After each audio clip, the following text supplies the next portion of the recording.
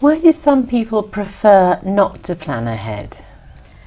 Well, some people want to be spontaneous, and I also think that's actually a quite good idea to sometimes just say, let's pack a suitcase with, let's say, a bikini and some trousers, and then let's go to the airport and just pick one flight wherever it takes us. So I think this is also quite good. But I think when it comes to important things like planning a family, it's very important that you plan ahead to have a good job, so you're financially stable. So it depends. You cannot always be spontaneous. What do you think? I think it's for most people just laziness not to make long-term plans. I think it's they don't want to think about it, and that's the reason they don't think about it.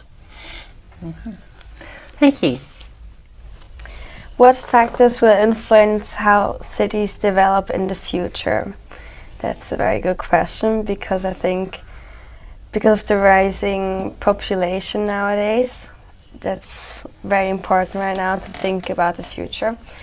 So when it comes to population, we can definitely see that there's going to be more people in one city. So probably they have to build more houses, higher houses, build more skyscrapers. People are going to live in much smaller spaces. And also I think the living standard is going to get a bit down, because you probably won't be able to have a garden and your own house. You will just share a small flat, probably in the big cities.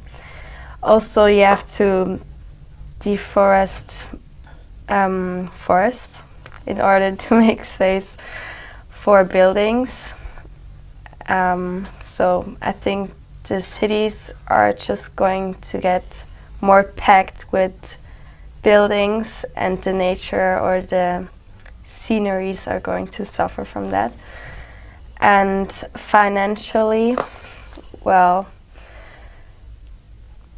they could develop in different ways. I think everything is getting more expensive every day because the resources are getting rarer. And yeah, I think also the price of water is going to raise, and energy and the fuel, obviously. And yeah, just like things like petrol. And climate, well, we're experiencing global climate changes, global warming. But I think not every city is affected so far. So probably in the jungles or like rainforests, the seasons are not really going to change because they're always at the equator.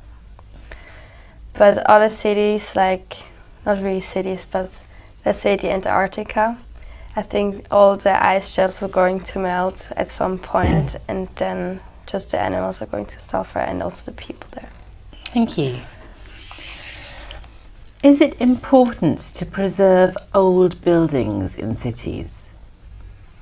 I think so, because if you want to have the old scenery that we had in the early days, many people used to are usually looking back to the good life. Many old people, and I think it's really good to preserve those buildings, to have the old scenery in the cities. What do you think? I agree, but I also think that they're a very important part of the culture of the city. So let's look at England. I think if I think of England, I always think automatically of red brick buildings and very charming small houses. So if we wouldn't have them in a few years anymore, I don't think England would have any charm left. So it's all about the flair, and I think you really should preserve them. Thank you.